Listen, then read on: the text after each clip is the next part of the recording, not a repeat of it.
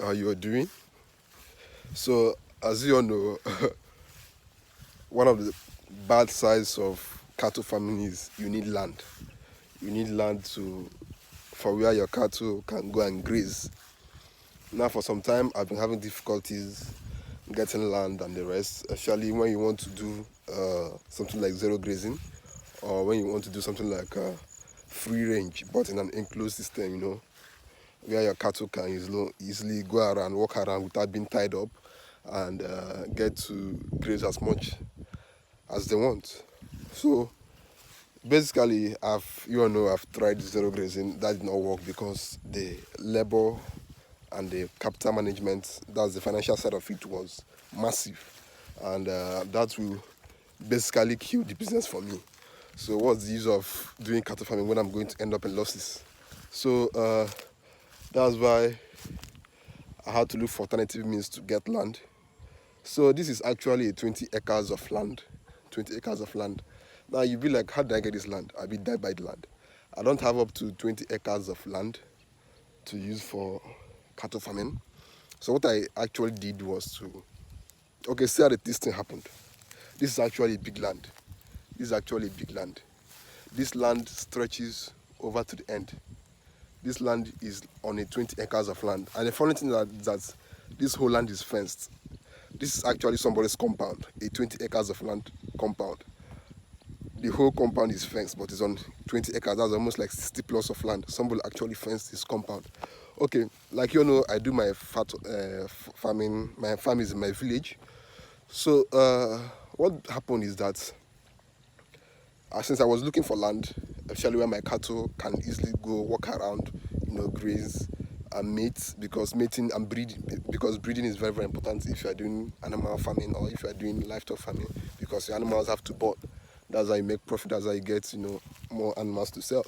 So what I actually did was like, there's this man in my village. This man is actually very, very wealthy, because for someone to own 20 acres of land as his compound, personal compound, not his other lands, this is actually his main compound. That means he's wealthy. The man is very, very wealthy. So he actually has this compound. So every year, because the man he doesn't stay, he doesn't stay here often. The man is based outside of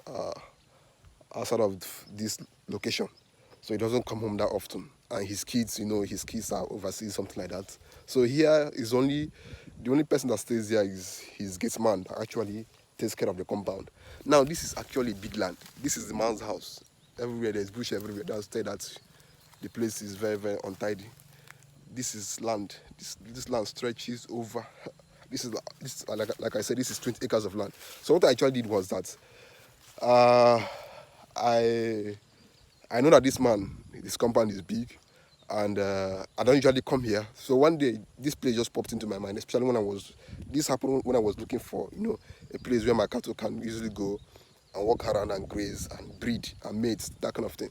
So this compound entered my head, and I was like, yeah, there's this guy in my village who has this massive compound, and grass always grows there, because as you can see, there is no way somebody can employ somebody that will cut all these grasses. I'm actually at the compound side. This is the man's house. I'm actually here because here is the only place there is no where I can actually stay and make this video. The other side is only bushes. There are only bushes over there. And if you can see, these are my. I don't know if you can see the cattle. I'll show you purpose. So I was like, instead of this man wasting money, trying to cut the grass, trying to maintain the compound to be grass free, why don't I offer a solution to his problems and also solve my own problem?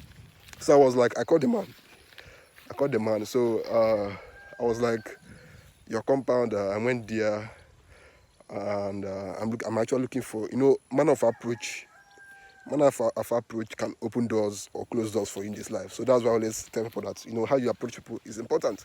So this man is actually very wealthy. So me going up to him, I will need to state what I want categorically, and tell him what he's bound to gain from me coming here. So I was like, since this your company is big, and employing labor to cut all this grass would be massively expensive. So why don't I bring in my cattle here so that they can graze it down? Because cattle are grazers, they are ready to graze this thing flat. They are ready to graze all these things flat to the ground. So that's basically it. So the man was like, okay, you can go ahead, you can put your cattle there, as far as they don't use their physics to litter up my compound. I was like, yes, boss, no problem, boss, because the man is my boss. So that was basically it. So that's how I was able to get this 20 acres of land. This is actually a massive piece of land. And these cattle, there are, mind you, I bought 3 more cattle. Sorry, 3 more cows. So making it, I sold some male cows. Sorry, I sold some male cattle, which are the bulls. So right now I currently have 13 cows altogether here. That's 13 cattle, 11 cows and 2 bulls. Because I sold off some of my other bulls. I used to have more bulls, but I sold them off. Right now I have 13 cattle left. But I bought 3 more cows because I had mostly bulls back then. But I had to sell some of the bulls off and buy 3 more cows because I also lost some of my cows. I lost two cows some time ago, so I had to replace them and add an additional one. So what's the need of keeping bulls when you cannot easily sell? In fact, the main reason why I keep bulls is so that when somebody requires them, I'll sell them off. So these are the cows. They are actually doing very well here. There's too much grass for them to feed on here. So this is one of the new cows I bought. This one doesn't know me. He doesn't know me, so it's probably going to shift when I come close. So what I actually did was that I left that white bull. That's the active bull on this cattle head. This one is active, so I had to leave it. I had to untie it so it can be walking around the compound. This and that one. This one there. And that one. This is my friend here. Fine girl. The grass is coming. The other ones are over there. I don't know if people can see this thing. So this land is actually massive. So that's how I was actually able to get this piece of land.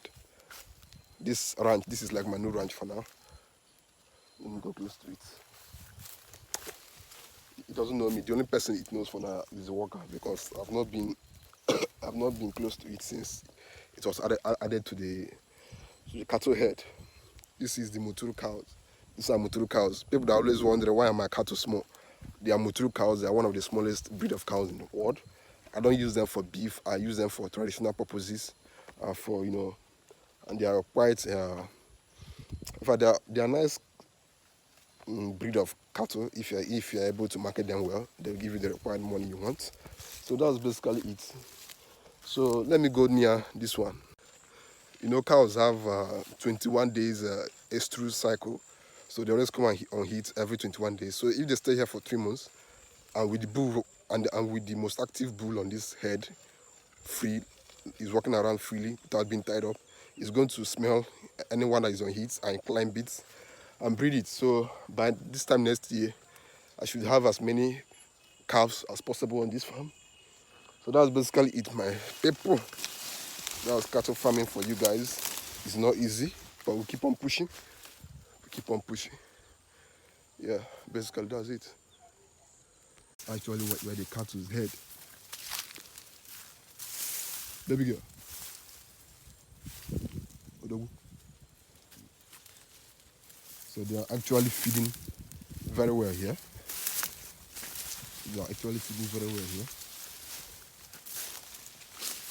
They're feeding very well here.